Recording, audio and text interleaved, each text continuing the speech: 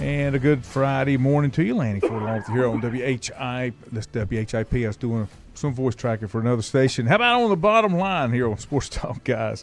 Glad to have you along with us as we do each Friday. We'd like to get an insight from our good friend Bill Bender, Sporting News. Bill, thanks for joining us on Friday. Hi, thanks for having me on. How are you? I'm good. I'm assuming you're heading out to the national championship game?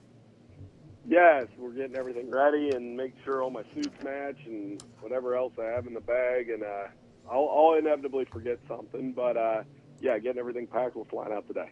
Any chance that one of these guys that is in the national championship, let's just say they come out a winner, do they make a jump to the NFL? Is there any interest on Marcus Freeman or Ryan Day? I don't think they will, but it will be, it could. Every year it does happen. So there is that chance that Ryan Day wins and, says, I've had enough of that job, that thankless job. I'm going to go to the NFL. Or, Marcus Freeman gets tempted by the Bears. I think he's less likely to go because he's such a darn good fit at Notre Dame and what they want to do and how he's been able to manage the expectations there. He's done a fantastic job. So I'll say probably not, but it will be talked about until those coaching openings are filled. Yeah, and there's still some openings out there that are kind of up in the air, so it'll be interesting to see how that goes. What's your thoughts? Going to be a close game? Going to be a runaway? What has to happen to make it, I guess, not fit to script, which would be Ohio State coming out with the win? I mean, Notre Dame will have to win the turnover battle, which they've done. They'll have to get more out of their passing game than they've done. And in these last couple matchups against Ohio State, they haven't scored much. So they'll need more than an average of 12 points per game, which they've got in the last two meetings. They can make it a dirty matchup, like a grinded-out, grimy type game, but that might not be enough. So I think they definitely have to take advantage of every opportunity to get turnovers and try to go from there and see if they can't win the game. But it'll be entertaining. I think for them, defensively, Notre Dame's an excellent tackling team.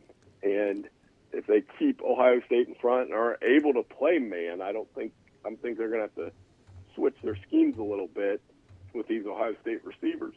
But if they keep them in front, they'll have a chance. How important is it that Notre Dame not fall behind? It appears that Ohio State does not play as well if they're playing from behind as they are if they're playing from in front. Well, I mean, they're definitely going to have to try to not get behind. Penn State had them down 10-0 though, and bounce back. I mean, if it got to 14, I think they'd be in trouble. But like 10-0, that can happen in any football game. But the early emotion of the game will be out there. We'll see how both teams respond to it. I mean, I was at the last these two played. You can feel it when they get out there. I mean, they don't play much. They've only played 6 times in my lifetime, and you're talking about, I think I was telling you last week, when you're part of this part of the country, I grew up in Central Ohio, and I grew up going to a Catholic school where, Notre Dame and Ohio State were talked about literally every single day. Mm-hmm. So I think from the Notre Dame side, they're dying to win this game, dying to win their first national championship since '88, and dying to beat somebody they haven't beat since the 1930s. No, I think it is, and I don't think anybody can say much as I hate to admit it, the committee did not get it right, because it appears that the teams that made it, I didn't see anybody sitting on the sidelines that I thought could have been the one to sneak up on anybody that's made it this far. No, once we got through the first round. I agree with that. And I think, obviously these teams have separated themselves and gone. You can't say like Notre Dame didn't go through anybody. They beat Indiana. They beat the SEC champion.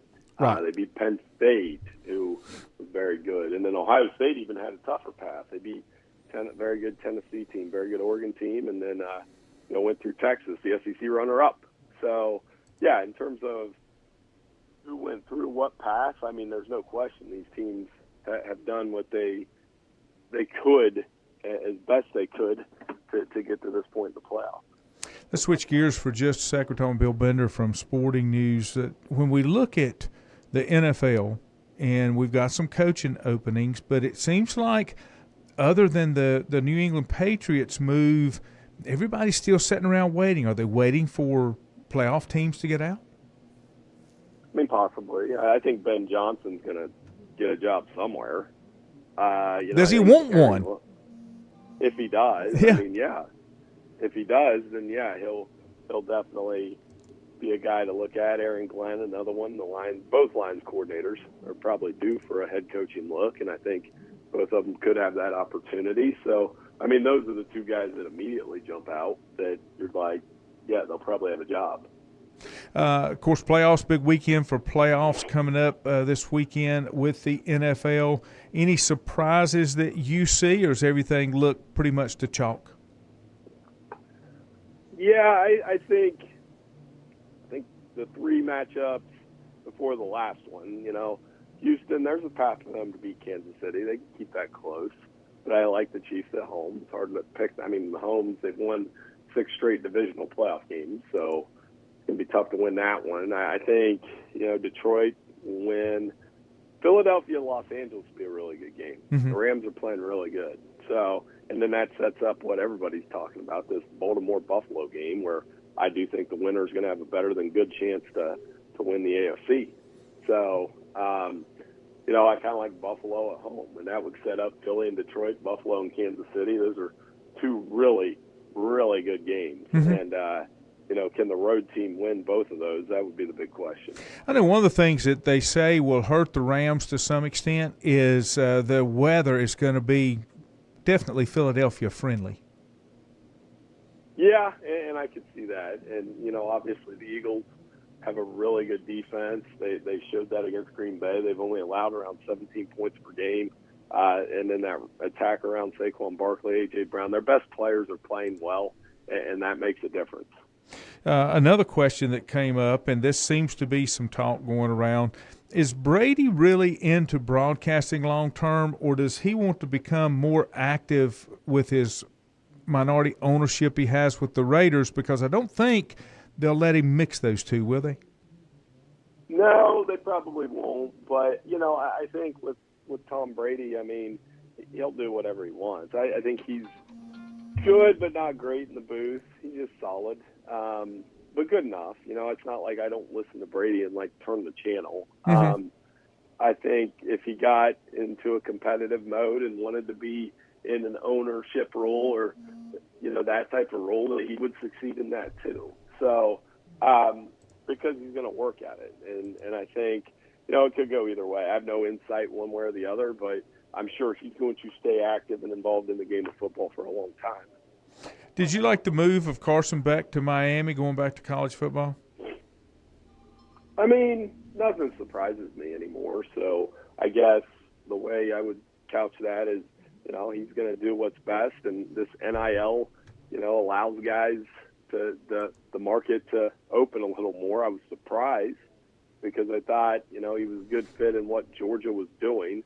But, yeah, it'll keep Miami in the top 10 in those early 25s, and we'll see how they do with it. But it was surprising. But if he wants to continue his career, and that probably tells you that's Gunnar Stockton's team at Georgia, and the Bulldogs, they've got more than enough talent coming back to make another run to win another SEC championship next year. I think you're exactly right.